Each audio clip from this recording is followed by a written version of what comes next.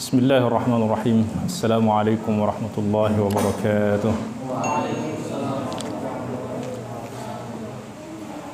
Alhamdulillahi rabbil alamin. Wassalatu wassalamu ala sayyidina Muhammadin sayyidil anbiya'il mursalin wa ala alihi wa sahbihi ajma'in wa man tabi'ahum bi ihsanin ila yaumiddin. Rabbi shrah li sadri wa yassir li amri wahlul 'uqdatam min lisani yafqahu qawli. Subhanaka la ilma lana illa ma 'allamtana innaka antal alimul hakim. Rabbana atina min ladunka rahmatan wa hayyi' lana min amrina rasyada. Amma ba'd. Ikhwatal iman, muslimin muslimat yang dimuliakan Allah Subhanahu wa taala. Pada pertemuan kemarin kita telah sampai pada qaul al-musannif rahimahullahu taala haitsu qala ta'ayyana ala man nawwara Allahu basiratahu wa saffa min al-akdari sariratahu an yajma'al hamma fiha. Itu pada halaman 24 25. Ya, maka sebelum masuk di dalam sholat, agar kita dapat mencapai rahasia sholat, hakikat sholat, maka hal pertama yang harus kita lakukan adalah an yajma'al hamma fiha. Artinya bahwa sebelum kita masuk di dalam sholat, ham itu artinya apa? Akal, pikiran, hati, khayal, semua harus tertuju pada satu tujuan, yaitu Allah Subhanahu wa ta'ala. Nah, maka untuk membantu kita mengumpulkan ham kita di dalam sholat, maka di luar sholat kita harus terbiasa menghadirkan hati di dalam zikir. Oleh sebab itu dulu Syekhuna Dr. Ali Jum'ah pernah ditanya, bagaimana cara kita, apa cara yang mudah untuk dapat khusyuk di dalam sholat? Beliau mengatakan apa? Kalau mau khusyuk di dalam sholat, maka dia harus terbiasa berzikir di luar sholat. Terbiasa berzikir dengan khusyuk di luar sholat. Karena luar sholat, kharijus sholah, itu namanya alamul ghaflah. Dakhilus sholah itu namanya alamul hadrah. Ya, alamul ghaflah itu artinya alam di mana kita terbiasa lalai.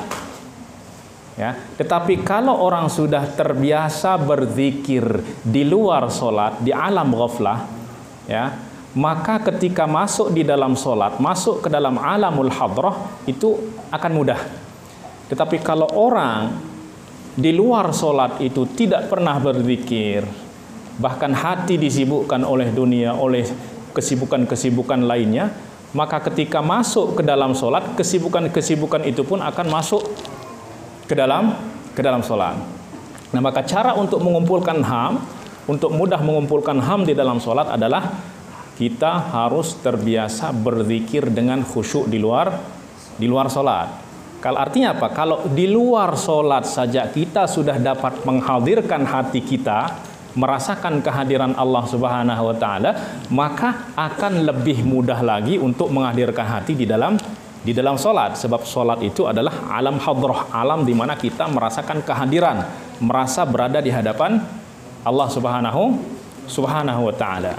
Maka itu cara yang paling mudah, ya, karena ya tanpa cara itu akan sangat susah sekali untuk mendapatkan kekhusyuan. Ya, sebab apa? Sebab khusyuk itu adalah bahwa hati benar-benar merasakan dirinya berada di hadapan Allah Subhanahu wa ta'ala. Nah, itulah sebabnya tadi malam kita sebutkan bahwa Sholatul arifin, sholatnya orang-orang yang arif itu bukan hanya waktu-waktu tertentu saja, bukan hanya subuh, zuhur, asar, maghrib, isya, tetapi setiap saat mereka itu adalah sholat. Artinya apa? Setiap saat mereka merasakan kehadiran Allah Subhanahu wa taala di dalam hidup mereka. Ya, sehingga hati mereka tetap bertawajuh kepada Allah, merasakan muraqabah Allah, ya, sehingga hati mereka tetap berzikir ana al-lail wa atrafan nahar, di siang hari ataupun di malam hari, la yaftar. Ya, nah maka jika ya itu dapat kita lakukan, maka sholat itu akan menjadi nikmat. Ya, sholat akan menjadi nikmat. Ya. Lalu apa sebenarnya yang menjadikan hati kita sibuk? Yang menjadikan hati kita sibuk itu adalah kotoran-kotoran yang menempel di hati kita yang berupa syahwat, nafsu, dan lain sebagainya. Maka selama syahwat, nafsu itu masih menempel, maka yang terlihat adalah di dalam hati kita itu adalah kotoran-kotoran tersebut. Nah, maka di sini ya kita perlu ada, sebelum memulai sholat itu kita harus benar-benar merasakan, ya, merasakan apa? Bahwa ketika kita datang ke sholat itu kita datang kepada siapa? Kita datang kepada Allahu Rabbul Alamin. Bahkan Dia yang mengundang kita, ya enggak? Dia yang memanggil kita, Dia yang menginginkan kita. Artinya kita yang diinginkan oleh siapa? Oleh Allah. Artinya Allah seakan-akan rindu untuk mendengar suara kita bermunajat kepadanya. Coba bayangkan, kalau HP ini berbunyi itu artinya apa? Panggilan. Panggilan itu artinya apa? Bahwa ada orang yang ingin berbicara dengan saya, mendengar suara saya. Bukan saya, berarti Dia yang menginginkan saya, bukan saya yang menginginkan Dia. Ya kan? Nah, maka demikian juga ketika kita mendengar Allahu Akbar, Allahu Akbar, hayya 'alas shalah, itu artinya apa? Siapa yang panggil kita? Allah. Berarti Allah yang mengundang kita untuk datang ke istananya, untuk bermunajat, berbicara dengan Allah Subhanahu wa ta'ala. Nah, maka kalau ini kita hadirkan, ya, maka ketika kita keluar dari rumah melangkah itu akan terasa nikmat. Kenapa? Karena kita berjalan menuju bukan ingin bertemu dengan raja di dunia, tetapi ingin bertemu dengan raja dari segala raja. Ingin bertemu dengan Rabbul Arbab, Rabbul Alamin. Dan ketahuilah bahwa kalau Dia tidak mengizinkan kita, tidak mungkin kita akan melangkah. Dialah yang menggerakkan hati kita sehingga kita melangkah untuk datang kepada Allah Subhanahu wa taala. Kalau Allah tidak gerakkan hati kita, maka nggak mungkin kita akan melangkah. Buktinya betapa banyak orang yang rumahnya di dekat masjid, tapi dengar azan, tapi masih nyenyak dalam tidur. Tetapi betapa banyak orang yang rumahnya jauh dari masjid, berjalan, melangkah. Kenapa? Karena hati orang yang jauh dari masjid dekat dari Allah. Sementara orang yang dekat dari masjid, hatinya jauh dari Allah. Ya. Jadi kalau hati sudah dekat dari Allah Subhanahu wa taala, sejauh apapun masjid itu akan didatangi. Tetapi kalau hati sudah jauh dari Allah, sedekat apapun rumahnya dari masjid, tidak akan. Dan itu tanda orang datang sholat, itu tanda bahwa dia dipilih oleh Allah Subhanahu wa ta'ala.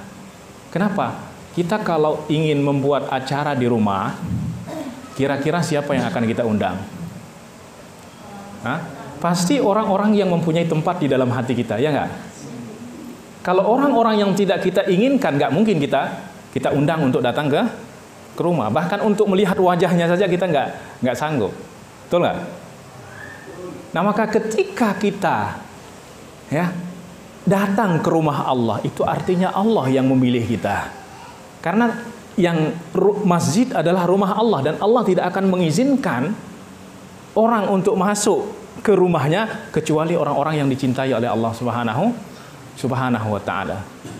Oleh sebab itu saya selalu menyebutkan sebuah hadis yang diriwayatkan oleh Imam Ibnu Asakir dengan sanadnya kepada Sayyidina Umar bin Al-Khattab radhiyallahu anhu, an Rasulillah sallallahu alaihi wasallam an Musa alaihi salam. Ya. Rasulullah sallallahu alaihi wasallam qala Musa alaihi salam, ya Rabbi, wadittu a'lamu man tuhibbu min ibadika hatta uhibbah.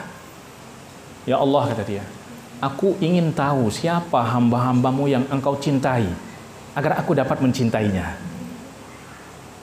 Apa jawaban Allah? Idza ra'aita 'abdi yukthiru dzikri. Jika engkau melihat ada hambaku yang banyak berzikir. Berzikir di sini ya bukan hanya berzikir saja, tetapi berbuat ketaatan, datang sholat dan lain sebagainya. Fa'lam anni uhibbuh. Ketahuilah bahwa itu tanda aku mencintai dia. Wa anni azintuhu fi dzalika, dan aku yang mengizinkan dia untuk berzikir, untuk berbuat ketaatan. Coba, kalau Allah Subhanahu wa taala tidak menggerakkan hati kita, tidak memberikan taufik kepada kita, bisa nggak kita berbuat ketaatan? Tidak. Rasulullah sallallahu alaihi wasallam bersabda, Allahumma laula anta mahtadaina wala tasaddaqna wala shallaina. Ya Allah, kalau bukan karena engkau, karena anugerahmu, maka kami tidak akan pernah mendapatkan petunjuk. Yang berikan petunjuk siapa? Allah. Wala tasaddaqna, yang menggerakkan hati kita untuk bersedekah siapa? Allah. Wala shallaina, maka kami juga tidak akan sholat. Nah, maka kita berbuat kebaikan, berzikir, berbuat ketaatan, bersedekah, sholat dan lain sebagainya, semua itu adalah anugerah dari Allah. Allah yang limpahkan anugerah itu. Allah yang memilih kita, Allah yang menginginkan kita sehingga kita pun menginginkan Allah. Kalau Allah nggak inginkan kita, maka nggak mungkin hati ini menginginkan Allah. Kalau Allah tidak mencintai kita, tidak mungkin hati kita mencintai Allah. Dengan cinta Allah kita mencintai Allah. Karena Allah lah yang melimpahkan mahabbahnya ke dalam hati kita sehingga kita mencintai Allah. Jadi cinta Allah itu lebih dahulu daripada cinta kita. Kalau bukan Allah mencintai kita, kita tidak akan dapat mencintai Allah. Kalau Allah tidak menginginkan kita berbuat ketaatan, tidak ingin kita sholat, ya maka kita tidak akan sholat. Nah, maka makna ini harus benar-benar kita rasakan, ya, agar kita merasakan betapa besar anugerah yang Allah Subhanahu wa taala berikan kepada kita. Ya. Kemudian lanjutan hadisnya, wa idza ra'aita 'abdi yu'ridu an dzikri, tetapi apabila engkau melihat ada hambaku yang berpaling dari zikirku, dari mengingatku, dari berbuat ketaatan kepadaku, fa'lam anni ubghiduhu, itu tanda bahwa aku membencinya, aku nggak suka sama dia. Wa anni hajabtuhu an dzalika, dan sebenarnya aku, bukan dia yang nggak mau berzikir, tapi aku yang nggak mau dia berzikir.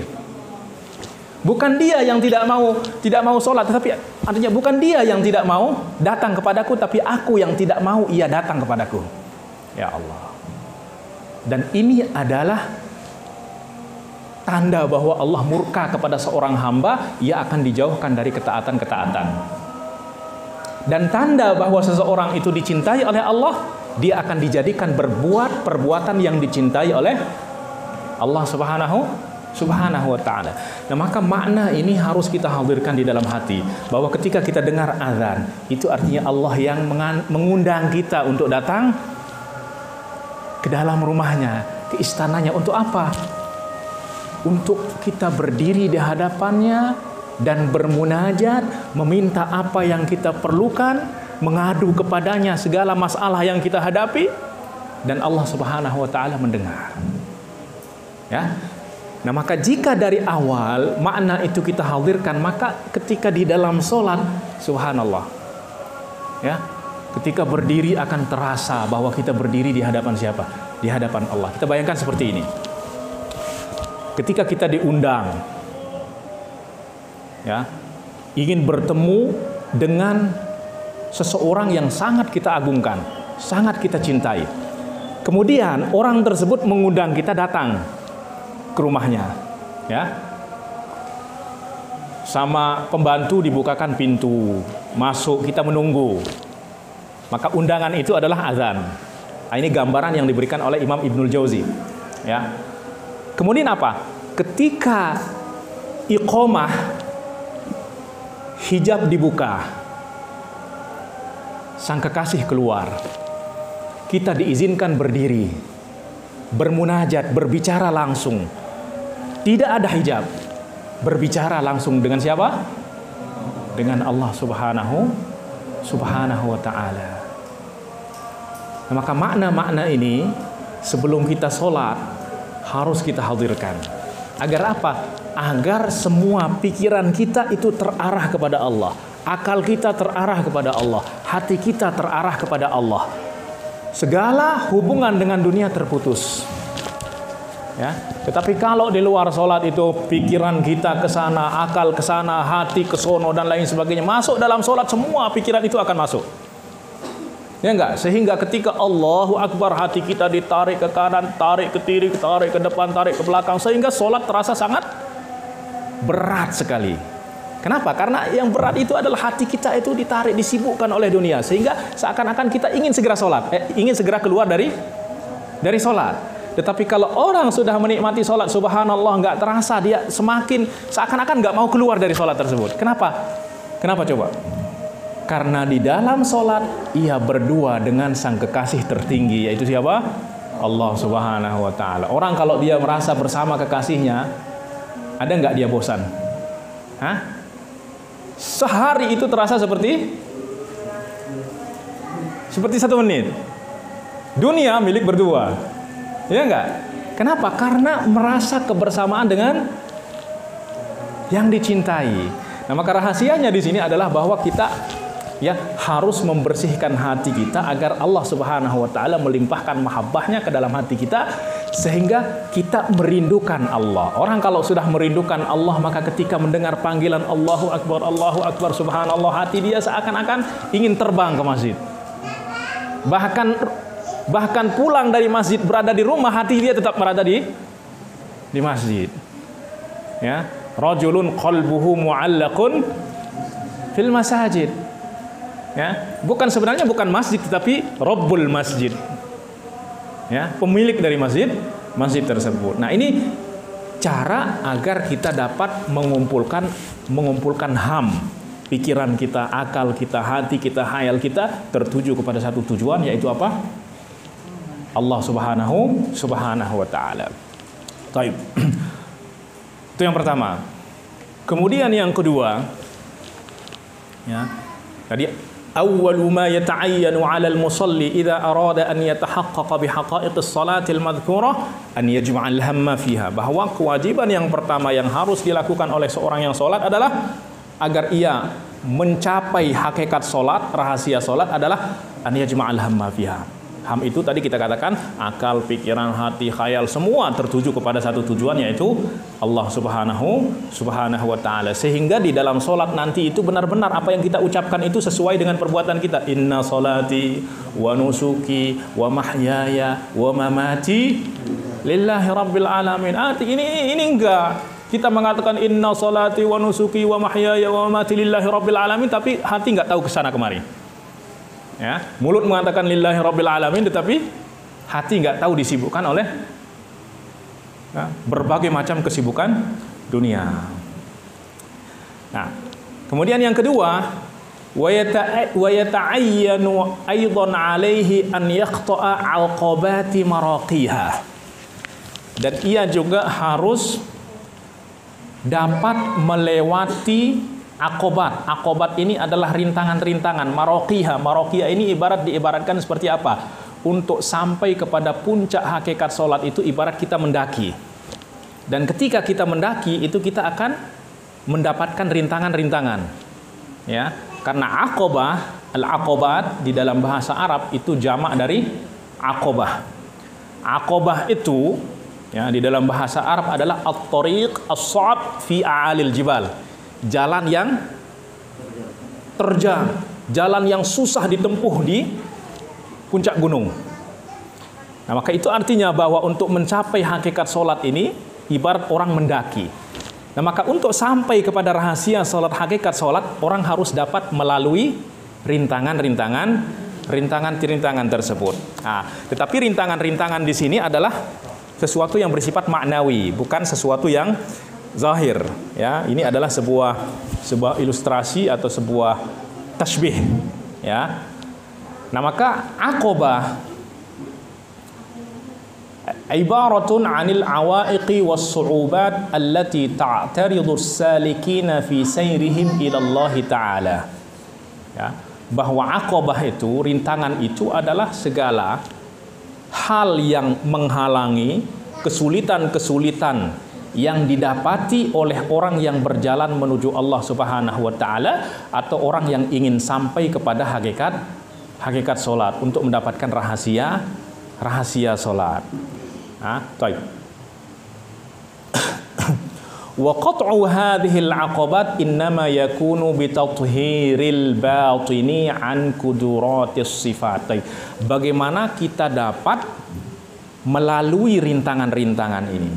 Jadi sebenarnya rintangan-rintangan itu bukan sesuatu yang kita hadapi di alam luar, tetapi rintangan-rintangan itu ada di dalam hati kita. Apa rintangan-rintangan tersebut? Ya, rintangan-rintangan tersebut adalah kotoran-kotoran sifat kita. Yaitu apa? Sifat-sifat basyariah, yakni apa? Ujub, riya, tamak, takabur dan lain sebagainya. Ini adalah kotoran-kotoran sifat. Kita harus dapat melalui itu. Artinya apa? Kita harus dapat membersihkan hati kita dari kotoran-kotoran tersebut. Ya. Jadi melalui rintangan-rintangan ini, caranya adalah bitathhiril batin, dengan mensucikan batin kita, dengan mensucikan hati kita dari kotoran-kotoran sifat. Nah, kotoran-kotoran sifat itu sebabnya apa? Sababuhal iltifatu ila dunya. Sebabnya adalah hati ini berpaling kepada dunia. Baik. Ya. Hati, sebab kotoran-kotoran sifat itu muncul di dalam hati kita adalah berpaling kepada dunia. Berpaling kepada dunia itu artinya apa? Hubbud dunia. Ya. Ar-raja, at-ta'alluq bil makhluqin, bergantung kepada makhluk, seakan-akan makhluk itu yang memberikan manfaat, yang memberikan mudarat dan lain sebagainya. Ya. Nah, maka semua sumber daripada segala penyakit itu adalah al-iltifat ila dunia. Kenapa? Karena kita sudah menganggap dunia itu memiliki makna. Ya. Tetapi kalau orang sudah mencintai Allah, maka nggak mungkin berpaling kepada selain Allah. Karena cinta itu nggak menerima namanya berpaling itu. Ya nggak? Kalau sudah hati dia mencintai, nggak mungkin dia mendua. Ya nggak? Karena cinta itu nggak kenal namanya mendua. Hah? Betul nggak? Hah? Ini kok mati nih? Hidup ya? Nggak kenal mendua, coba. Ini saya akan ceritakan sebuah kisah yang selalu saya dengarkan dari guru kami, Syekhuna wa Murabbina Yusuf Muhyiddin Bakhur Al-Hasani, bahwa Rabi'ah Al-Adawiyah, tahu Rabi'ah Al-Adawiyah? Ya, pernah dengar ya? Beliau pernah dilamar oleh seorang Amir Baghdad. Amir itu artinya apa? Gubernur. Kira-kira terima nggak lamarannya? Hah? Terima nggak? Harta ada, duit ada, kekuasaan ada, terima nggak? Nggak. Kita lihat. Amir tersebut mengatakan bahwa ia mencintai Rabi'ah Al-Adawiyah. Tetapi Rabi'ah mengatakan kepada sahabatnya Sufyan, dia mengatakan, innahu la yasluhu lana, katanya. Waduh. Innahu la yasluhu lana. Dengar gak suara saya? Dengar ya. Innahu la yasluhu lana. Artinya apa? Dia nggak benar, katanya. Nggak benar mencintai kami, katanya. Nggak benar mencintai saya, katanya. Ya. Tapi ternyata Amir tersebut masih tetap ngotot, bersikeras, ingin menikahi siapa? Rabi'ah Al-Adawiyah. Akhirnya apa? Ya sudah, suruh datang ke sini, katanya. Saya ingin buktikan bahwa dia tidak benar mencintai saya. Cinta yang dia rasakan itu bukan cinta yang sebenarnya. Akhirnya apa? Setelah tiba di sana, dia bertanya, kenapa kamu ingin menikah dengan saya? Ya, katanya, saya mencintai kamu dan lain sebagainya. Jangan, kata dia. Ya. Nanti kamu menyesal. Kenapa? Sebenarnya saya punya adik yang lebih cantik dari saya, katanya. Dia mengatakan, tidak, saya hanya ingin kamu saja katanya. Enggak, nanti kamu menyesal katanya. Saya punya adik yang lebih cantik dari saya kan. Akhirnya lama-lama Amir tersebut mengatakan, aina huwa, aina hiya katanya. Mana dia katanya? Mana adikmu itu katanya? Itu ada di belakangmu katanya. Akhirnya dia menoleh ke belakang. Ternyata nggak ada siapa-siapa. Nah, akhirnya apa kata Rabi'ah? Sufyan, lihat itu. Belum saja bersama kami sudah berpaling kepada selain kami gitu. Belum saja bersama saya sudah berpaling kepada. Nah, artinya apa? Kalau memang dia benar-benar mencintai, maka nggak mungkin berpaling kepada selain. Itu namanya bahasa cinta. Ya. Orang kalau sudah benar-benar mencintai Allah, nggak mungkin berpaling kepada selain Allah, nggak mungkin berpaling kepada dunia. Tetapi orang yang berpaling hatinya kepada dunia itu artinya bahwa hatinya masih belum bersama Allah Subhanahu wa ta'ala, bahwa hati dia itu masih terhijab. Terhijab itu artinya masih menempel cinta dunia di dalam hatinya, sehingga yang terlihat di dalam hatinya itu adalah dunia. Ya, paham nggak ini cinta ini? Paham ya? Kalau nggak paham harus dewasa dulu. Baik. Nah, maka sababuha al-iltifat ila dunia. Nah, maka orang yang benar-benar mencintai Allah tidak mungkin berpaling kepada selain Allah Subhanahu wa taala. Tetapi di sini kita harus pahami dengan benar. Tidak berpaling kepada Allah, tidak berpaling kepada dunia bukan berarti kita tidak boleh bekerja mencari harta dan lain sebagainya, bukan itu yang dimaksud. Ya, artinya jangan sampai hati kita jangan sampai hati kita terikat oleh cinta dunia. Memiliki dunia itu sangat dianjurkan. Ya, oleh sebab itu orang sering memahami zuhud itu artinya nggak punya apa-apa. Bukan. Kalau nggak punya apa-apa, zuhud itu kan artinya meninggalkan. Kalau nggak punya apa-apa, apa yang mau ditinggalkan? Nggak ada. Ya, meninggalkan itu artinya sudah ada di tangannya, tetapi meninggalkan dengan hati. Coba kita lihat misalnya. Para sahabat itu orang-orang yang zuhud nggak? Zuhud. Tapi siapa yang lebih kaya dari Sayyidina Utsman bin Affan? Gak ada yang lebih kaya. Beliau seorang bisnismen. Tetapi zuhud. Zuhud itu artinya bahwa hati dunia itu tidak masuk ke dalam hati. Walaupun berada di tangan. Karena kalau sudah masuk dalam hati, apa yang terjadi? Mau mengeluarkan 1.000 rupiah saja kayak mau cabut roh. Ya enggak?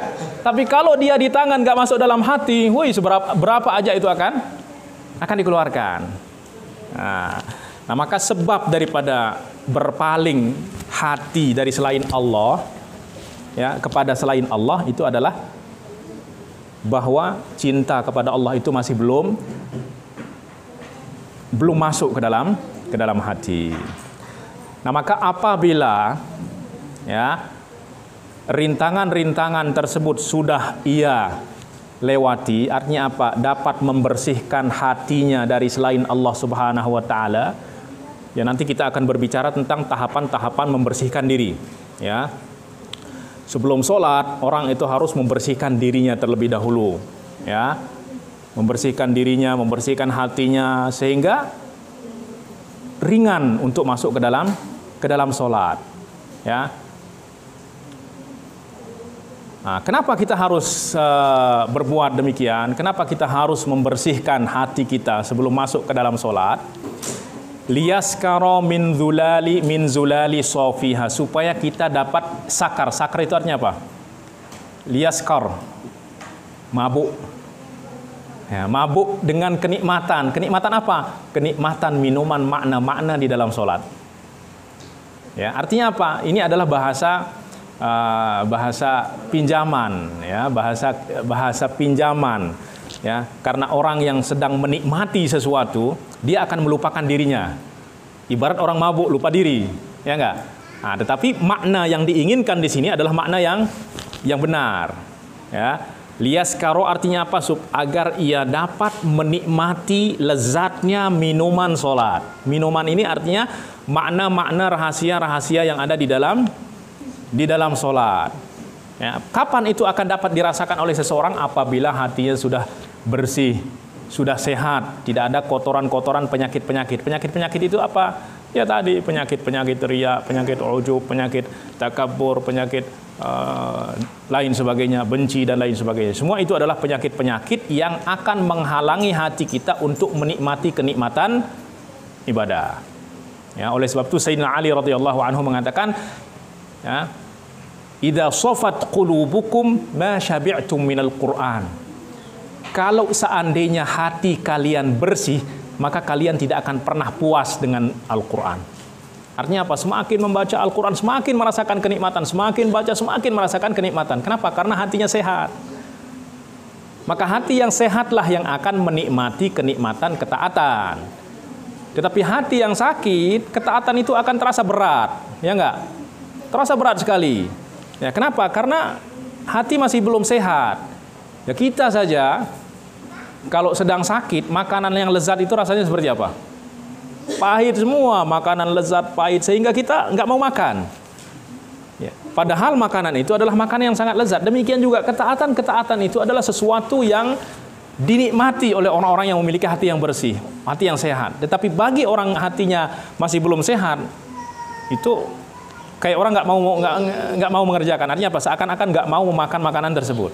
Padahal ketaatan adalah makanan bagi roh yang sangat lezat. Nah, maka untuk sampai kita dapat menikmati zulal, ya, zulal ini adalah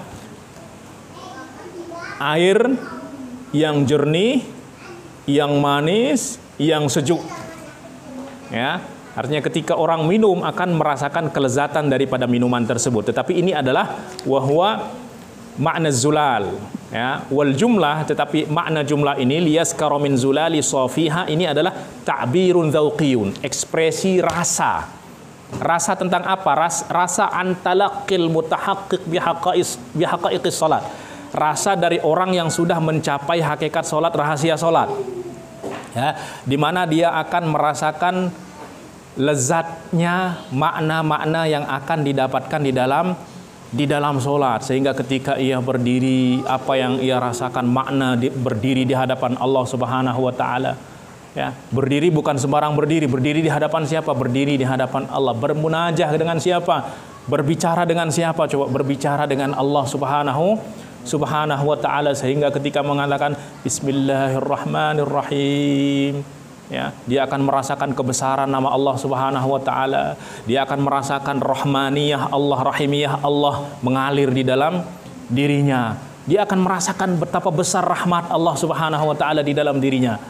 Alhamdulillahi rabbil alamin. Dia akan menyaksikan keindahan sifat-sifat Allah, anugerah Allah yang terlimpahkan kepadanya, sehingga ia mengucapkan, membaca itu bukan dari mulut ke dalam hati, tapi keluar dari hati ke mulut. Beda nggak? Beda nggak sesuatu yang kita ucapkan dari hati? Sesuatu yang kita rasakan, ya, makna itu akan keluar dari hati ke mulut. Tetapi kalau makna belum ada, dia akan dari mulut ke hati. Artinya apa? Kalau makna itu belum hadir, maka untuk menghadirkan makna itu dinamakan istihdor. Istihdor makna. Menghadirkan makna. Cara untuk menghadirkan makna itu apa? Dengan tadabbur. Afala yatadabbarunal Qur'an. Tadabbur itu artinya apa?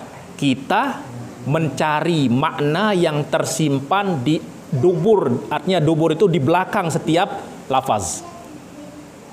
Untuk apa? Untuk menghadirkan makna. Nah, kalau makna itu sudah hadir, ya, kalau makna sudah hadir, maka dia akan keluar. Kita membaca itu memang kita merasakan Bismillahirrahmanirrahim, kita rasakan rahmat Allah di dalam diri kita, sehingga ketika menyebutkan Ar-Rahman Ar-Rahim, betul-betul kita rasakan rahmat Allah Subhanahu wa taala di dalam diri kita. Ketika kita mengatakan Alhamdulillahirabbil alamin, alhamdulillah itu adalah menyebutkan pujian kepada Allah karena apa? Karena menyaksikan sifat-sifat keindahan Allah Subhanahu wa taala, keindahan kebaikan Allah, limpahan karunia Allah Subhanahu wa taala kepada kita, sehingga keluar pujian itu dari dalam hati.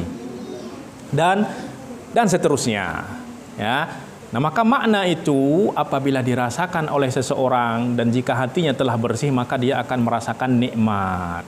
Ya, itulah sebabnya orang terkadang dia sholat, ya, diriwayatkan Sayyidina Utsman bin Affan itu khatam Al-Quran itu di dalam satu rakaat. Coba bayangkan, khatam membaca Al-Quran di dalam sholat itu satu 1 rakaat. Kalau kita nggak kebayang itu ya, nggak kebayang hatam 1 rakaat itu nggak kebayang. Kenapa? Karena 30 hari juga nggak hatam-hatam. Gimana kita bisa bayangkan ada orang hatam dalam 1 rakaat? Ya, tetapi ini kenyataan. Sayyidina Utsman bin Affan, Tamim Ad-Dari, dan banyak lagi imam-imam lainnya. Imam Syafi'i khatam Al-Quran dalam bulan Ramadan itu 2 kali dalam sholat saja. Siang hari sekali hatam dalam sholat, bukan di luar sholat. Malam hari sekali hatam di dalam sholat. Ini nggak mungkin. Tetapi karena Allah memberikan keberkahan waktu kepada mereka, sehingga waktu yang sempit itu dapat menyelesaikan pekerjaan yang banyak. Tetapi kalau tidak ada keberkahan di dalam waktu kita, waktu yang luas pun tidak dapat menyelesaikan pekerjaan yang sedikit. Kenapa? Waktu tidak diberikan keberkahan. Ya.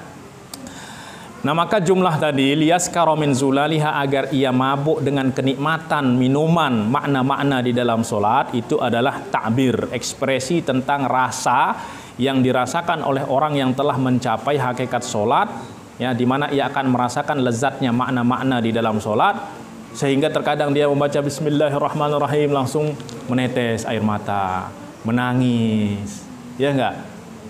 Ada nggak dengar orang baca Al-Quran menangis di dalam sholatnya? Ia merasakan kenikmatan, bukan menangis sedih, tetapi menangis kenikmatan, mendapatkan makna-makna tersebut. Wa nafaisi asrariha, dan rahasia-rahasianya yang begitu agung. Fatuskiruhu ladzatu dzalika asyarab. Ya, sehingga ia dimabukkan oleh kenikmatan minuman, makna-makna yang ada di dalam solat tersebut, ya.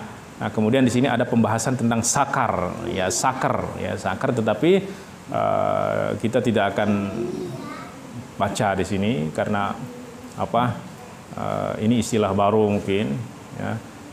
Insya Allah nanti perlahan-perlahan, ya, karena perlu kepada rasa di sini, ya, agar kita dapat memahaminya. Baik. Nah, maka itu yang harus kita lakukan sebelum sholat, ya, agar kita masuk di dalam sholat itu benar-benar, ya, kita merasakan bahwa kita berbicara dengan Allah Subhanahu wa Ta'ala, mengadukan, ya, di dalam doa kita adukan apa masalah-masalah yang kita hadapi dan lain sebagainya. Baik. Kemudian selanjutnya sifatul qiyami wad dukhul fi shalat, ya, sifatul qiyam waddukhul fi shalat. Baik, ini sudah masuk di dalam sifat ketika kita berdiri, ya. Kita berdiri untuk sholat dan masuk di dalam sholat. Qala al-musannif, maaf di sini ada kesalahan tulisan al-musannif, ya, nunnya diakhirkan. Tertulis apa di situ? Al-munsif, al-munassif, ya. Dibenarkan al-musannif. Qala al-musannifu rahimahullahu ta'ala, fa idza tatahhara minal akdar, apabila ia telah bersuci dari kotoran-kotoran, wa khala'a ribqatal aghyar, dan dia telah melepaskan ikatan aghyar, ya, nanti akan kita jelaskan apa yang dimaksud dengan aghyar. Qama bimahdhil dhillati wal inkisar, maka ia berdiri dengan merasakan kerendahan diri di hadapan Allah Subhanahu wa Ta'ala. Walingkisar, merasa benar-benar tidak mampu, benar-benar merasa hati itu pecah, ya.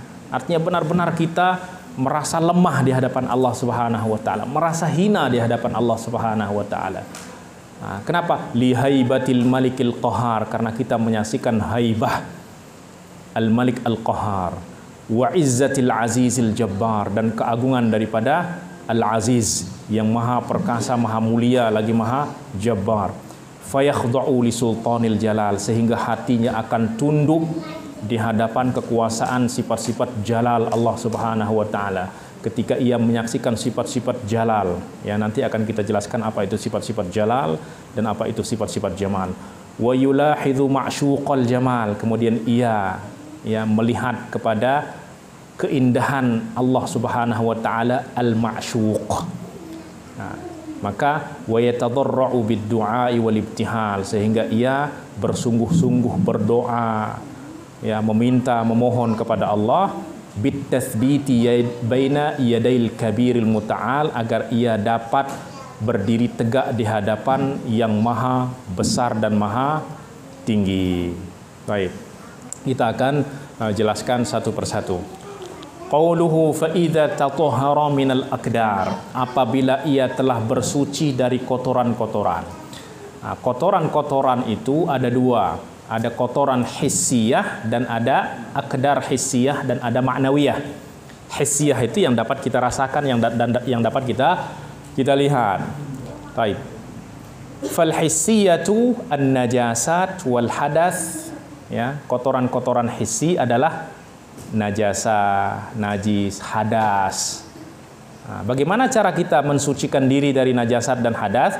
Wa tariqut tatahhur minha al-wudu wal ghuslu wat tayammum. Ya, tayammum sebenarnya ya bukan bersuci, tetapi istibahatus salat, istibahah. Ya, niatnya adalah niat istibahah, bukan raf'ul hadas. Yang raf'ul hadas itu adalah wudu untuk raf'ul hadatsil asghar, dan ghusl adalah li raf'i al hadas al-akbar. Nah, sementara tayammum itu untuk mengganti wudu dan ghusl apabila tidak ada air atau ada air tetapi ada uzur tidak dapat menggunakan air. Ya. Nah, maka kita terlebih dahulu harus membersihkan diri dari kotoran-kotoran hissi tersebut. Jika ada najasah kita bersihkan. Ya, jika ada hadas kita berwudu, kita mandi. Kemudian juga kita membersihkan diri dari kotoran-kotoran ma'nawiyah. Ya, dari al-aqdar. Aqdar ini adalah kotoran-kotoran yang ma'nawiyah, yaitu apa? Az-dzunub, dosa, al-atham, kesalahan-kesalahan, wal akhlaq al-madmuma, akhlak-akhlak yang tercela. Ya. Bagaimana cara kita membersihkan diri dari kotoran-kotoran ma'nawiyah ini? Wa tariqut tatahhur minha at-taubatu wal istighfar. Maka cara untuk membersihkan diri, ya, dari kotoran-kotoran ma'nawiyah itu adalah dengan bertaubat dan beristighfar. Nah, wa fi dzalika isyaratun ila anna al-'abda idza aqbala ila as-salati fa huwa bi sadadid dukhuli ila al-hadratil qudsiyah. Nah, ini mengisyaratkan bersuci dari kotoran hissi dan kotoran ma'nawi. Ini mengisyaratkan bahwa seorang hamba apabila ia ingin sholat, hendak sholat, itu artinya bahwa dia akan masuk ke dalam hadrah yang maha suci. Ya, karena kita ingin masuk ke dalam hadrah qudsiyah yang maha suci, maka kita terlebih dahulu harus bersuci, ya enggak? Ya, seperti contohnya saja, contoh yang sederhana. Kita masuk ke musola ini bersih enggak? Layak enggak rasanya kita masuk ke musola sementara kita masih berlumuran dengan kotoran? Nggak layak, ya kan? Maka kita bersihkan dulu, kita mandi, kita wudhu, baru kita masuk. Nah, kalau masuk ke dalam masjid saja kita harus membersihkan diri, bagaimana jika kita ingin masuk ke dalam al-hadrah al-qudsiyah, yaitu ke dalam sholat, yang bukan hanya dituntut kebersihan fisik kita, kebersihan his zahir kita, tetapi juga dituntut kebersihan batin kita. Ya, karena kebersihan batin inilah yang akan menjadi dengan itulah Allah Subhanahu wa taala akan melimpahkan makna-makna dan rahasia-rahasia salat tersebut.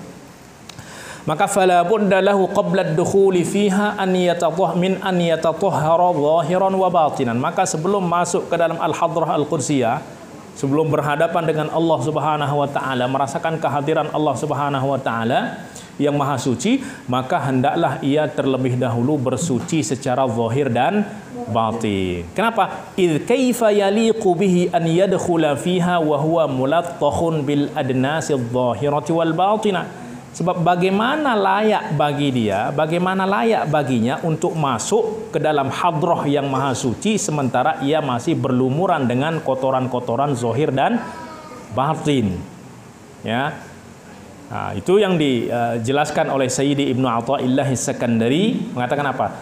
Kaifa yarhalu ilallahi wa huwa mukabbalun bi syahawatihi. Bagaimana seseorang itu ingin berjalan menuju Allah sementara ia masih terikat oleh syahwatnya? Ibarat orang yang terikat kakinya dengan rantai, bisa berjalan nggak? Nggak bisa. Nah, maka demikian juga orang yang masih terikat dengan syahwat, maka bagaimana dapat berjalan menuju Allah Subhanahu wa taala? Jika ia ingin berjalan sampai kepada Allah, maka dia harus terlebih dahulu melepaskan kekangan syahwat, nafsu dan lain sebagainya. Kemudian beliau mengatakan am kaifa yatma'u an yadkhula hadratallah, dan atau bagaimana mungkin ia ingin masuk ke dalam hadratullah wa huwa lam yatatahhar, sementara ia masih belum bersuci min janabati ghaflatihi, dari junub ghaflah. Jadi ghaflah ini, kelalaian itu diibaratkan seperti junub, kotoran. Jadi ia harus mensucikan diri dari kelalaian-kelalaian. Kelalaian ini sebabnya adalah al-iltifat, berpaling kepada dunia, berpaling kepada makhluk, berpaling kepada selain Allah Subhanahu wa taala. Baik. Kemudian yang terakhir, wa'lam anna hadhihi taharah yang disebutkan tadi, fa idza tatahhara minal aqdar. Taharah itu memiliki 4 tingkatan. Ya. Artinya semua tingkatan ini sebelum kita sholat kita harus lakukan. Ya, sebelum sholat kita istighfar, kita bertaubat kepada Allah Subhanahu wa taala setelah kita bersuci dari hadas kecil ataupun hadas besar. Ya, i'lam anna hadhihi at-taharah laha maratibu 4. Ketahuilah bahwa taharah ini, bersuci ini memiliki 4 tingkatan. Al-ula, ya, al-martabatul ula, tathhirudz zahir minal ahdathi wal anjasi wal fadalat.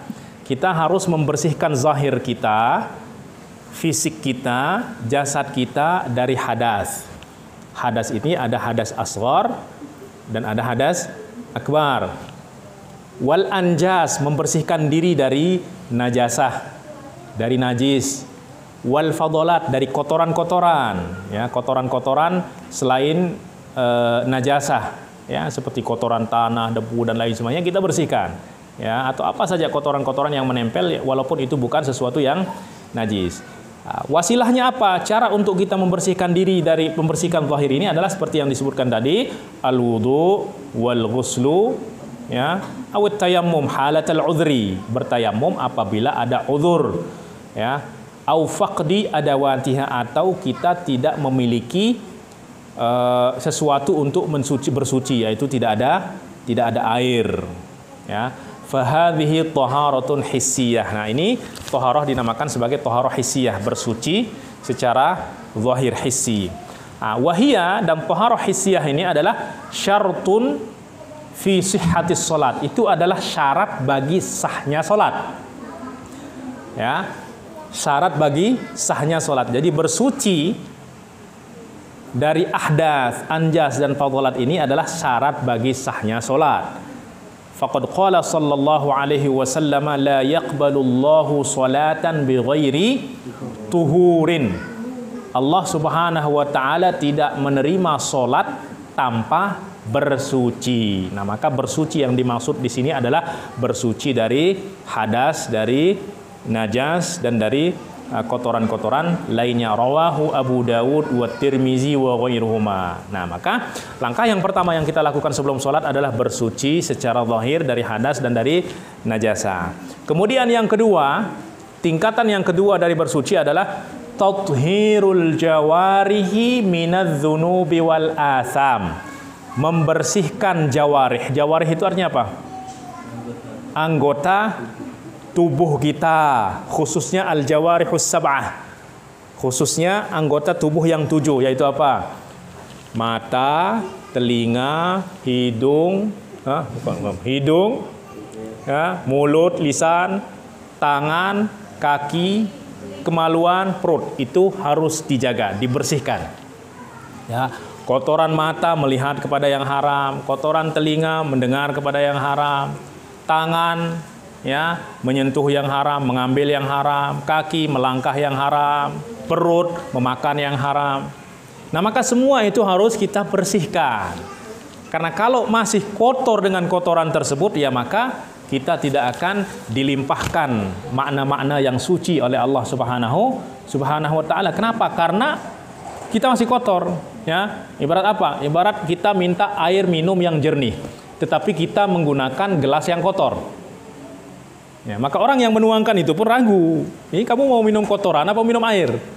Ya enggak? Maka dia tidak akan memberikan, dia akan katakan ambil gelas yang baru, ambil gelas yang bersih. Nah, maka demikian juga Allah Subhanahu wa taala bukan tidak mau melimpahkan makna-makna itu kepada kita, tetapi kita yang terkadang tidak layak. Masih belum membersihkan diri kita. Ya.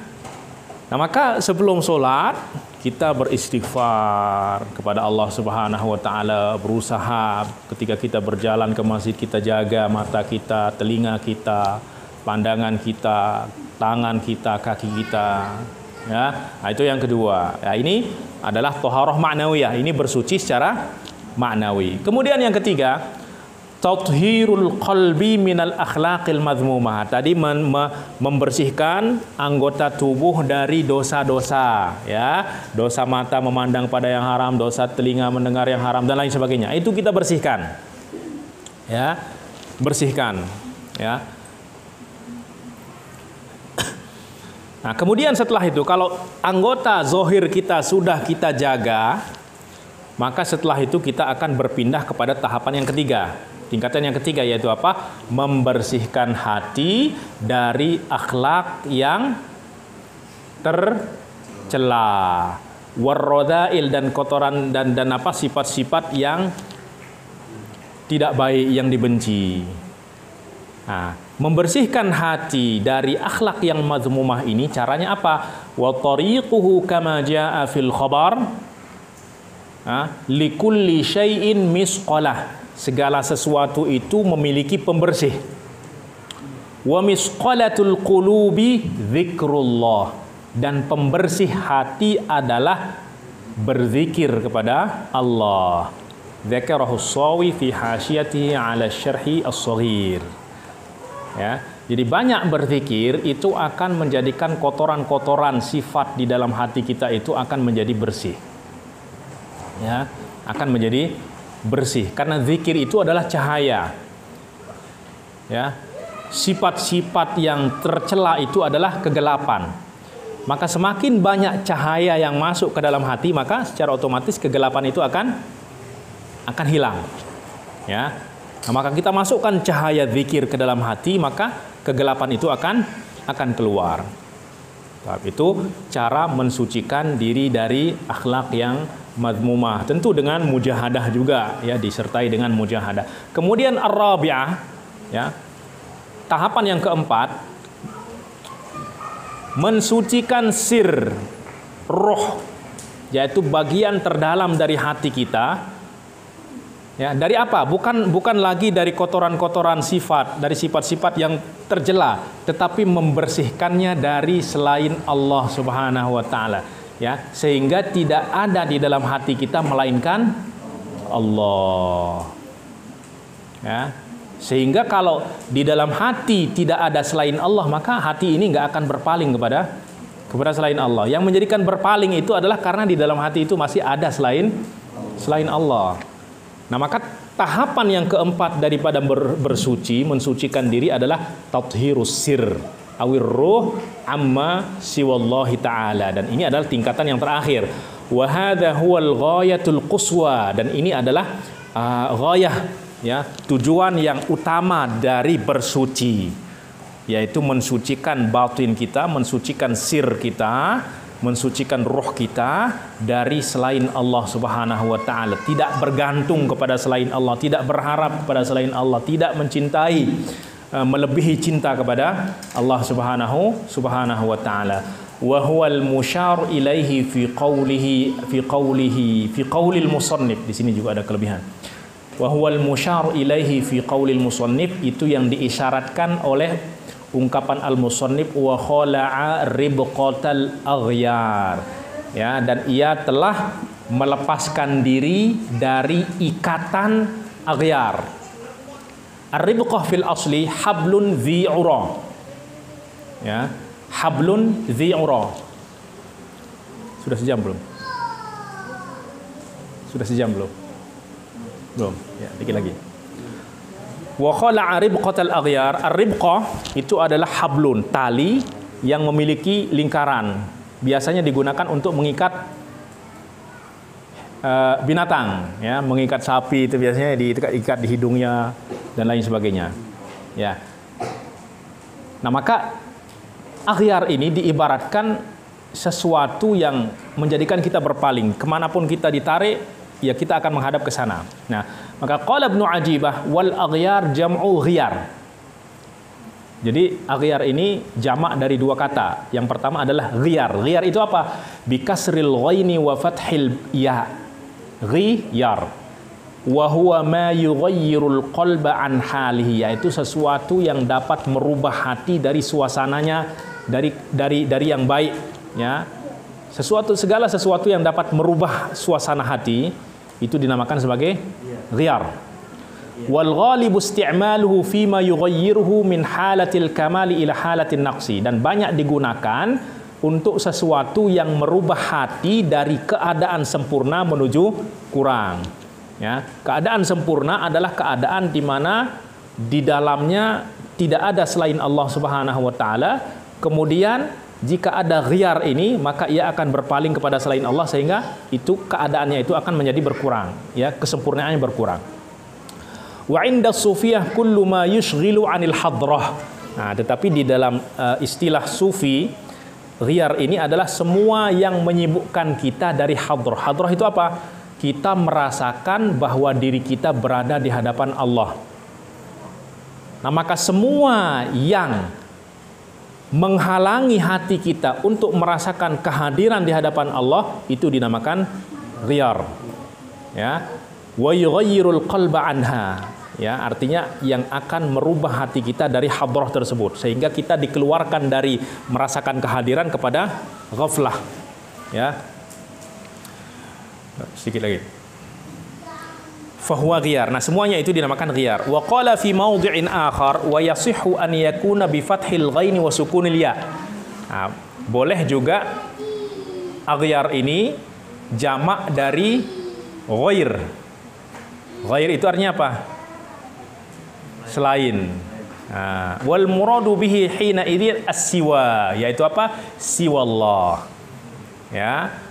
Jadi kita pertama harus benar-benar terlepas dari ghiyar, dari sesuatu yang menyibukkan hati kita sehingga keluar dari hadrah, keluar dari kita merasakan kehadiran di hadapan Allah Subhanahu wa taala, atau bermakna kita harus melepaskan hati ini terlepas dari ikatan selain Allah Subhanahu, selain Allah. Ikatan itu artinya apa? Hati ini mencintai selain Allah, takut dari selain Allah, berharap kepada selain Allah. Semuanya itu adalah ikatan-ikatan yang akan mengikat hati kita, ya, memalingkannya dari siapa?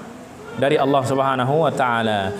Wa innama jama'ahu li ta'addudi anwa'ihi kama qalu fi jam'il 'alamin intaha wa yu'abbiruna biha aidan 'anil zulmat an-nashi'ah 'anil iltifati ilal ghair.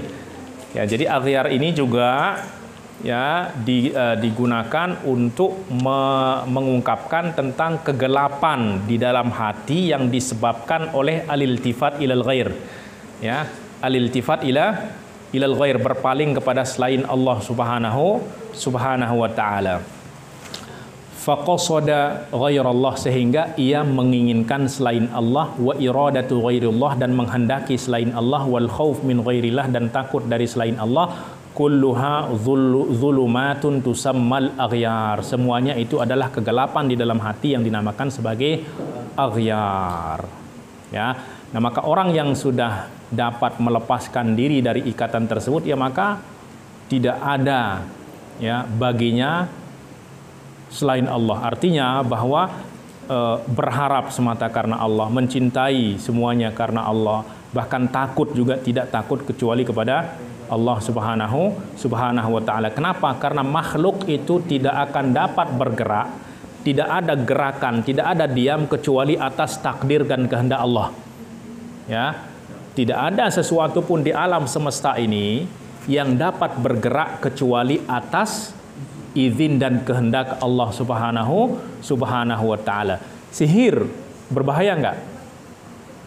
Berbahaya. Tapi apakah sihir itu berbahaya dengan zat sihir itu sendiri atau atas izin Allah?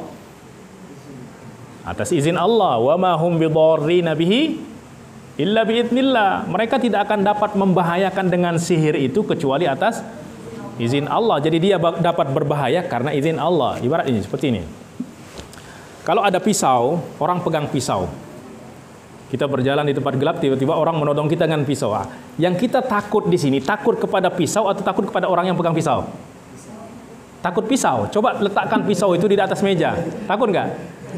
Enggak. Karena pisau itu tidak akan mungkin bergerak kalau tidak digerakkan oleh orangnya. Ya maka sebenarnya kita takut kepada orang yang menggerakkan pisau itu. Karena pisau itu tidak dapat bergerak kecuali digerakkan. Kalau kita letakkan di atas meja, ya nggak mungkin kita takut kepada pisau. Ya maka ini adalah sebuah takrib untuk kita mendekatkan kepada pemahaman bahwa alam semesta ini berada di dalam genggaman Allah. Bahwa tidak ada bahkan daun terjatuh pun, wa ma tasqutu min waraqatin illa apa? Allahumma shalli ala sayyidina Muhammad. Ya artinya bahwa tidak ada sesuatu pun di alam semesta ini yang tergerak kecuali atas izin Allah Subhanahu wa taala. Ya. Nah, kemudian terakhir ini paragraf terakhir, wa ma'na kalamil musannif, arti daripada kalam musannif tadi, annahu la budda, ini sangat penting sekali, annahu la budda liman aradal qiyam ila maulahu, bahwa orang yang hendak ya datang kepada Tuhannya, ya yakni datang salat ingin berdiri di hadapan Allah Subhanahu wa taala, la budda lahu an yatatahhara minal adnasil hissiyati wal ma'nawiyah. Ia harus terlebih dahulu mensucikan diri dari kotoran-kotoran zahir dan kotoran maknawi, ya, kotoran batin. Wa yataharraru min qaidil aghyar, dan benar-benar melepaskan diri dari ikatan selain Allah Subhanahu wa taala. Artinya apa? Hati ini jangan disibukkan. Bolehlah sebelumnya sibuk dengan pekerjaan dan lain sebagainya. Tetapi ketika kita ingin menghadap kepada Allah, tinggalkan sebentar. Sebentar saja, hanya beberapa menit saja. Ya, lepaskan. Kenapa? Kalau kita masih sibuk, di dalam sholat pun kita akan tetap disibukkan. Ya. Fala yadkhulu ila hadrati maulahu wa fi qalbihi iltifatun ila syai'in min umurid dunya, sehingga ia ketika ia masuk di dalam hadrah maulanya, Tuhannya, tidak ada di dalam hatinya iltifat, ya, keberpalingan kepada selain kepada sesuatu dari urusan dunia. Limadha li'annahu madama qalbuhu muqayyadan bihadzal qaid fa innahu la yumkinuhu an-nuhud wal qiyam ila maulahu haqqa qiyamihi. Kenapa? Karena kalau hatinya masih ikatan-ikatan aghyar tadi, maka ia tidak akan dapat bangkit dan berdiri untuk berjalan kepada maulanya, berjalan kepada Tuhannya, dan tidak dapat berdiri dengan benar. Ya, tidak dapat menjalankan ibadahnya dengan sholatnya dengan benar. Wa sayadhallu mahjuban an haqaiqis sholat, maka selamanya ia akan terhijab dari hakikat sholat, dari rahasia-rahasia sholat. Ya, kenapa? Karena yang tempat limpahan rahasia tersebut adalah hati. Hati yang mana? Hati yang sudah bersih. Ya, kalau hati yang kotor, maka ia akan terhijab oleh kotoran-kotoran tersebut.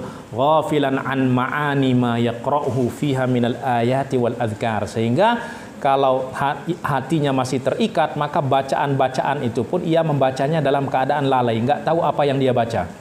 Ya, tidak paham apa yang dia baca. Ya, padahal dia sedang berbicara kepada Allah. Coba kalau kita berbicara dengan kawan kita dan kita tidak paham apa yang kita bicarakan, ya, maka ya, kawan kita akan mengatakan kita apa? Coba orang yang berbicara nggak tahu apa yang dia bicarakan, ya orang gila, ya nggak? Nah, kalau kita berbicara kepada kawan kita tidak layak bagi kita untuk berbicara dengan sesuatu yang tidak kita pahami, lah bagaimana kita ingin berbicara dengan Allah Subhanahu wa taala? Ya. Nah, maka caranya supaya kita merasakan itu, ya kita harus membersihkan diri terlebih dahulu, ya. Ghafilan an ma'ani ma yaqra'uhu fiha minal ayati wal azkar, mahruman min idraki anwariha, sehingga ia terhalangi untuk mendapatkan cahaya-cahayanya, rahasia-rahasia harokatnya, perbuatannya, karena setiap harokat, berdiri, ruku, sujud itu ada makna-makna. Ya. Jika hati kotor, maka dia tidak akan merasakan makna berdiri, makna ruku, makna i'tidal, makna sujud dan lain sebagainya. Fatakunu salatuhu jasadan hamidan bila ruh, sehingga solatnya itu ibarat jasad tanpa ruh. Au takunu haba'an manthura, atau ibarat debu yang berterbangan. Ya, nah maka intinya adalah sebelum kita berdiri, sebelum kita melakukan sholat, kita melakukan 4 tahapan dari membersihkan diri, ya, yaitu membersihkan diri secara zahir, yaitu dari hadas dan najasah, kemudian membersihkan jawarih dari dosa-dosa, kemudian membersihkan hati dari akhlak yang madmumah, kemudian membersihkan sir roh dari selain Allah Subhanahu wa taala, maka solat akan menjadi sumber kenikmatan dan kebahagiaan. Sehingga seperti yang sebelumnya kita katakan, orang yang keluar dari solat itu dia akan keluar dengan jiwa yang berbeda dengan jiwa sebelum ia masuk di dalam solat. Jika tidak, ya maka solat tidak akan dapat memberikan pengaruh kepada akhlaknya, sehingga ia keluar dari solat bahkan menjadi lebih buruk dari sebelum dia masuk ke dalam solat. Apa yang dia lakukan? Keluar dari masjid langsung cari sendal yang bagus diambil. Ya, ini bukan masuk sholat, ya. Dan terus terang saya sudah 4 kali kehilangan sendal dan sepatu, dan semuanya kehilangan di mana? Kehilangan di masjid. Itu artinya apa? Bahwa ada orang yang datang ke masjid memang bukan untuk sholat, tapi untuk mencari sendal. Nah, ini adalah makhluk yang paling jahat, ya, paling hina, ya. Dia dipanggil oleh Allah Subhanahu wa taala bukan untuk menjawab panggilan undangan Allah, tetapi untuk menyakiti orang-orang yang diundang oleh Allah Subhanahu wa taala. Baiklah, untuk pertemuan kali ini kita cukupkan sampai faida tatahhara minal aqdar wa khala'a ribqatal aghyar. Ya.